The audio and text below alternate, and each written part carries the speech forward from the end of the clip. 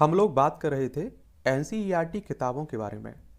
और अंतिम क्लास में आप लोगों ने देखा होगा कि भारतीय समाज और राजनीति की कक्षा छठवीं की किताब के बारे में हम लोगों ने बात की थी। और उस किताब का नाम था सामाजिक और राजनीतिक जीवन एक के नाम से। आज की इस क्लास में हम लोग दूसरी किताब को पढ़ेंगे, ये कक्षा सातवीं की है और जिसका नाम है सामाजिक एवं राजनीतिक जीवन दो के नाम से। और अगर आप लोग सिविल सर्विस यानी कि यूपीएससी आईएएस की तैयारी कर रहे हैं या फिर स्टेट पीसीएस की तैयारी कर रहे हैं, तब आपको मालूम भी होगा अच्छे से कि आपकी तैयारी में एनसीईआरटी किताबें कितना महत्वपूर्ण स्थान रखती हैं। और कुछ बातों का आप लोगों को जरूर ध्यान रखना है पढ़ते समय।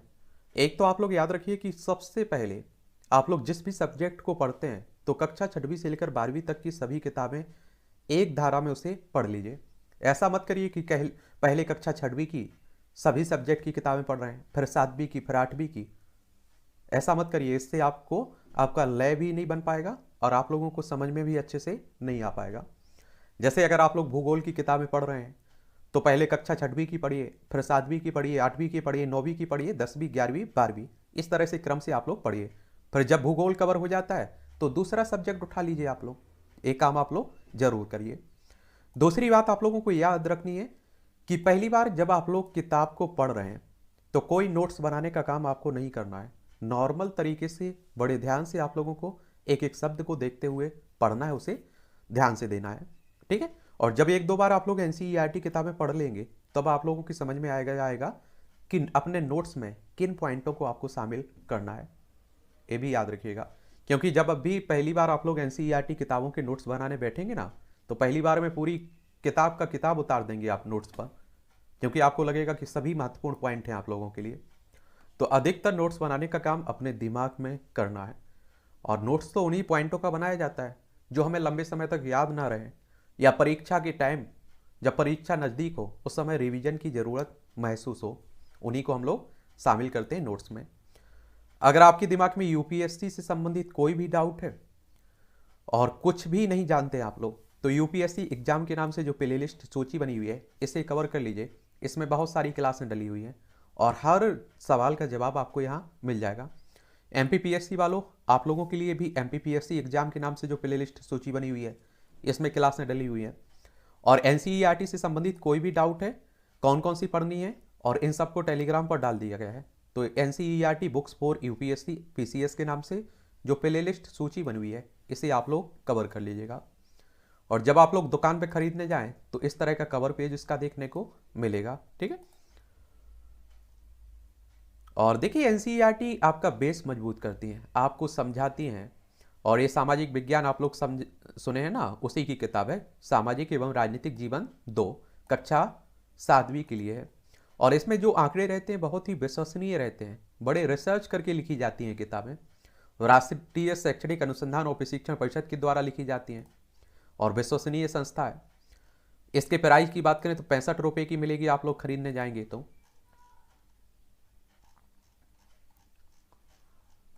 और आप देखिए पाठ्य पुस्तक निर्माण में, पाठ्य पुस्तक को निर्माण बनाने में जिन लोगों का योगदान है, जिन समितियों का योगदान है, इन सब सभी के सदस्य हैं। इस पुस्तक को, इस किताब को कई संस्थाओं और व्यक्तियों से बहुत लाभ हुआ है। इनमें आप देखिए कई लोगों ने योगदान दिया है, तो ये भी आप लोग देख सकते हैं कि किन किन लोगों ने योगदान दिया है। शिक्षकों के लिए एक भूमिका, नागरिक शास्त्र और सामाजिक एवं राजनीतिक जीवन एक दूसरे से बहुत भिन्न है और उसमें पाए जाने वाले मुद्दों में अंतर है और उनके लिए जरूरी शिक्षण के तरीकों में भी। और इस बात को ध्यान में रखते हुए यह भूमिका सामाजिक एवं राजनीतिक जीवन के कुछ पहलुओं को स्पष्ट करने का प्रयास भी करती है। और सामाजिक एवं राजनीतिक जीवन क्या है, तो सामाजिक एवं राजनीतिक जीवन माध्यमिक शाला स्तर पर समाज विज्ञान के पाठ्यक्रम में पुराने चले आ रहे विषय नागरिक शास्त्र की जगह लेने वाला एक नया विषय है। और राष्ट्रीय पाठ्यचर्या की रूपरेखा 2005 में यह जोर देकर कहा गया कि नागरिक शास्त्र को छोड़ देना जरूरी है और उसकी जगह लेने वाले नए विषय में सरकारी संस्थाओं और उसके कार्यों को दिए जाने वाले महत्व को संतुलित किया जाना चाहिए, जैसा कि इसके नाम से ही स्पष्ट होता है। और इस विषय में आज के भारत की सामाजिक, राजनीतिक और आर्थिक जीवन के मुद्दों को केंद्र में रखा गया है। और सामाजिक राजनीतिक जीवन की शिक्षण पद्धति आप लोग देखेंगे, ये भी आप लोग देख लीजिएगा। और यहाँ इस किताब को पढ़ते समय कोई परेशानी नहीं होगी आप लोगों को, बहुत ही साधारण शब्दों में, सरल शब्दों में, कहानी के रूप में आप लोगों को समझाई गई है। तो इसे आप पढ़िए, और कहीं अगर आप लोगों को राजनीतिक और सामाजिक जीवन की विषय वस्तु के में कई समुदायों का विशेष रूप से नाम लिया जाता है, जैसे दलित हो, मुसलमान हो, गरीब हो, यह किताब शिक्षकों पर भरोसा करती है कि वे पाठ पढ़ाते वक्त सभी विद्यार्थियों की गरिमा का ध्यान रखें, उनकी इनकी इज्जत करें। चलिए, तो ये भी आप लोग देखिएगा, बड़ी कहानी आप देखिए पटकथा का सहारा लेकर बताया गया है। और जो आप देखते हैं क्वेश्चंस दिए रहते हैं, उन्हें भी आप लोग देख लिया करिएगा जब आप लोग चैप्टर पढ़ते हैं। चैप्टर पढ़ने से पहले और चैप्टर के बाद भी आप लोग देख लिया करिएगा।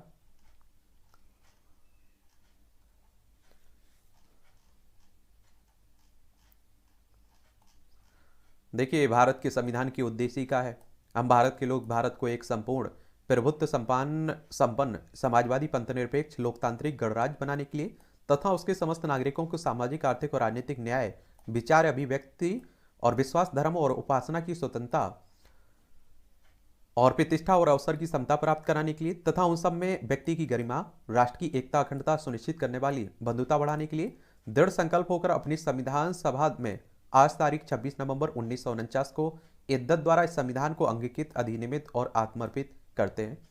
और इसीलिए आप देखते हैं कि 26 नवंबर को आपका संविधान दिवस भी मनाया जाता है। ये आप देखिए, संविधान के भाग 3 को आप लोग पढ़ते होंगे तो मौलिक अधिकार हैं, और संविधान के भाग 4 का को पढ़ते होंगे तो आपके मूल कर्तव्य आपको देखने को मिलेंगे। और अनुच्छेद 51 का में भारत के प्रत्येक नागरिक का कुछ कर्तव्य दिए गए हैं। संविधान का पालन करें और उसके आदर्शों, संस्थाओं, राष्ट्रध्वज और राष्ट्रगान का आदर करें। और राष्ट्रगान आप देखते हैं होता है तो आप लोगों से कहा जाता है कि आप लोग उसका आदर करिए, और अगर आदर नहीं करते हैं तो आप पर कोई कानूनी कार्रवाई नहीं होगी, लेकिन ये आपका कर्तव्य है। ठीक है। स्वतंत्रता के लिए हमारे राष्ट्रीय आंदोलन को प्रेरित करने वाली उच्च आदर्शों को हृदय में संजोए रखें, उनका पालन करें। भारत की प्रभुता, एकता और अखंडता की रक्षा करें, उसे अक्षुण्ण रखें। देश की रक्षा करें और आहन किए जाने पर राष्ट्र की सेवा करें। भारत के सभी लोगों में समरसता और समान भातृत्व की भावना का निर्माण करें, जो धर्म, भाषा, उपदेश या वर्ग पर आधारित सभी भेदभाव से परे हो। ऐसी प्रथाओं का त्याग करें जो स्त्रियों के सम्मान के विरुद्ध हो। हमारी सामाजिक संस्कृति की गौरवशाली परंपरा का महत्व समझें, उसका परिरक्षण करें। और प्राकृतिक पर्यावरण की, जिसके अंतर्गत वन, झील, नदी और वन्यजीव हैं, उनकी रक्षा करें, उनका संवर्धन करें तथा प्राणी मात्र के प्रति दयाभाव रखें। वैज्ञानिक दृष्टिकोण, मानववाद और ज्ञानार्जन तथा सुधार की भावना का विकास करें। सार्वजनिक संपत्ति को सुरक्षित रखें और हिंसा से दूर रहें। व्यक्तिगत और सामूहिक गतिविधियों के सभी क्षेत्रों में उत्कर्ष की ओर बढ़ने का सतत प्रयास करें, और जिससे राष्ट्र निरंतर बढ़ते हुए पर्यटन और उपलब्धियों की नई ऊंचाइयों को छू सके। यदि माता पिता या संरक्षक हैं तो 6 वर्ष की से 14 वर्ष तक की आयु वाले अपने यथास्थिति बालक या प्रतिपाल के लिए शिक्षा के अवसर प्रदान करें। तो ये भी आप देखेंगे। 86वां संविधान संशोधन सुना है ना, 2002 में हुआ था, इसी के तहत आप देखते हैं कि ये जोड़ा गया था। और अनुच्छेद 21 का में भी आप देखते हैं शिक्षा का अधिकार जोड़ा गया था। ये आप देखिए विषय सूची है, इसमें ये सभी आपको चैप्टर पढ़ना है। शिक्षकों के लिए मूल्यांकन आप लोगों ने देखा है। इकाई 1 में भारतीय लोकतंत्र में समानता क्या है, उसके बारे में पढ़ेंगे। बड़ी लोकतंत्र की बातें होती रहती हैं भारत में। और आपको बता दूं कि केवल वोट डालना ही, वोट का अधिकार मिलना ही लोकतंत्र नहीं होता है। इकाई 2 में आप लोग राज्य सरकार में पढ़ेंगे, स्वास्थ्य में सरकार की भूमिका क्या है, राज्य शासन कैसे काम करता है। इकाई 3 में लिंग, बोथ जेंडर के बारे में पढ़ेंगे, लड़के और लड़कियों के रूप में बड़ा होना अध्याय 4 में। अध्याय 5 में औरतों ने बदली दुनिया, वो देखेंगे। इकाई 4 आप देखेंगे संचार माध्यम, इसमें अध्याय 6 संचार माध्यमों को समझना। इकाई 5 में बाजार के बारे में पढ़ेंगे, अध्याय 7 में इसमें हमारे आसपास के बाजार, अध्याय 8 में बाजार में एक कमीज। और फिर आप देखें भारतीय लोकतंत्र में समानता आप लोग देखेंगे, अध्याय 9 में समानता के लिए संघर्ष जो हुए हैं उन्हें आप लोग देखेंगे। इस तरह से आप लोगों को ये चैप्टर 9 चैप्टर पढ़ना है। हम लोग पहला चैप्टर पढ़ेंगे नहीं, केवल देख लेते हैं, एक बार एक नज़र डाल लेते हैं। पढ़ना है आपको ही पढ़ना है, ठीक है। इकाई है और भारतीय लोकतंत्र में समानता। और आप लोगों को मालूम होगा कि बड़ा देखिए कहानियों का रंग देकर आप देखोगे। छोटे किसान, छोटे लाल किसान, मंजीत और शिक्षिका तेजा सिंह व्यापारी। ये आप देखिए क्या हुआ है कि बिल्कुल आप लोगों को क्या, वो चुनाव के दिन कांता उसके दोस्त जो सुजाता वोट डालने की बारी का इंतजार कर रहे हैं। तो यहाँ कोई भेदभाव आप लोगों को देखने को नहीं मिलता होगा। और एक सब कहानियों का रूप देकर एक तरह से बताया जा रहा है, समझाया जा रहा है आपको।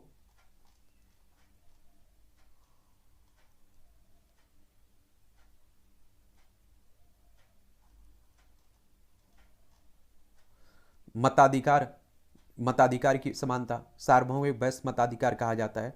और आप देखते हैं कि अभी 18 साल के आप लोग हो जाते हैं तो वोट देने का अधिकार आपको मिल जाता है। चलिए, तो ये समझिए, और कहीं कोई परेशानी होती है तो आप लोग भेज सकते हैं, आप लोग अपना सवाल भेजिएगा, उस पर भी हम लोग बात कर लेंगे।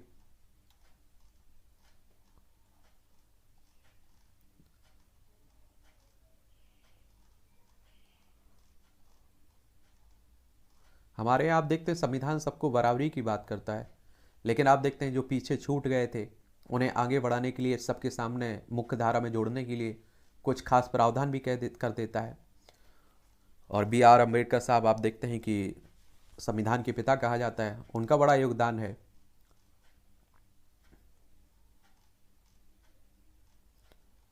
ये भारतीय संविधान के अनुच्छेद 15 के अंश हैं। धर्म, मूल, वंश, जाति, लिंग या जन्म स्थान के आधार पर विभेद का रोकने की बात की गई है।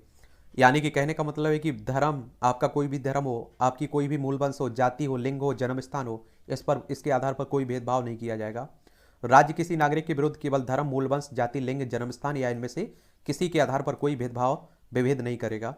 कोई नागरिक केवल धर्म, मूल वंश, जाति, लिंग, जन्म स्थान या इनमें से किसी के आधार पर दुकानों, सार्वजनिक भोजनालयों, होटलों, सार्वजनिक मनोरंजन के स्थान में प्रवेश या पूर्णता या भागता राज्य निधि से पोषित या साधारण जनता के प्रयोग के लिए समर्पित कुओं, तालाबों, स्नान घाटों और सड़कों, सार्वजनिक समागमों के स्थलों के उपयोग के संबंध में किसी भी नियोक्ता दायित्व, निबंधन या शर्त के अधीन नहीं होगा। या आप देखिए, केरल में एक मामला उठा था, आपको मालूम होगा कि सबरीमाला का प्रकरण, महिलाओं को आप देखिए जाने की अनुमति नहीं थी, फिर हमारी अदालत आई, अदालत ने उन्हें भी अधिकार दिया। तो अगर आपके मौलिक अधिकारों का हनन होता है तो आप लोग सुप्रीम कोर्ट, हाई कोर्ट जा सकते हैं, और वो सुप्रीम कोर्ट, हाई कोर्ट अदालतें आपके अधिकारों की रक्षा करेंगे। जैसे ही आपका चैप्टर खत्म होगा तो ये अभ्यास के लिए क्वेश्चंस दिए गए हैं, इन्हें भी आप लोग देख लीजिएगा, ठीक है। सार्वभौमिक वयस्क मताधिकार, यह लोकतांत्रिक समाज का अत्यंत महत्वपूर्ण पहलू है। इसका अर्थ है कि सभी वयस्क 18 वर्ष या उससे अधिक आयु के नागरिकों को वोट देने का अधिकार है, चाहे उनकी सामाजिक और आर्थिक पृष्ठभूमि कुछ भी हो। गरिमा, इसके तात्पर्य अपने आपको दूसरे व्यक्तियों को सम्मान योग्य समझने से है। संविधान यह वह दस्तावेज है जिसमें देश की जनता व सरकार द्वारा पालन किए जाने वाले नियमों, अधिनियमों को निरूपित किया गया है। नागरिक अधिकार आंदोलन, एक आंदोलन जो संयुक्त राज्य अमेरिका में 1950 के दशक के अंत में प्रारंभ हुआ था, और जिसमें अफ्रीकी अमेरिकन लोगों ने नस्लगत भेदभाव को समाप्त करने और समान अधिकारों की मांग की थी। जो आपको अधिकार मिले हुए हैं ना, इतने आसानी से नहीं मिले हुए हैं। इसके लिए आप देखिए कितने लोगों को जान देनी पड़ी, कितने आंदोलन करने पड़े।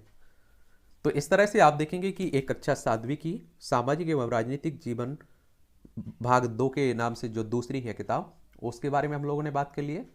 अगली क्लास में हम लोग कक्षा 8वीं की देखेंगे, और जिसका देखिए क्या है, ये भी कक्षा 8वीं की भी भारतीय समाज और राजनीति को समझने वाली किताब होगी, ठीक है। आपका कोई सवाल हो, सुझाव हो तो भेज सकते हैं, आप लोग जरूर भेजिएगा नीचे।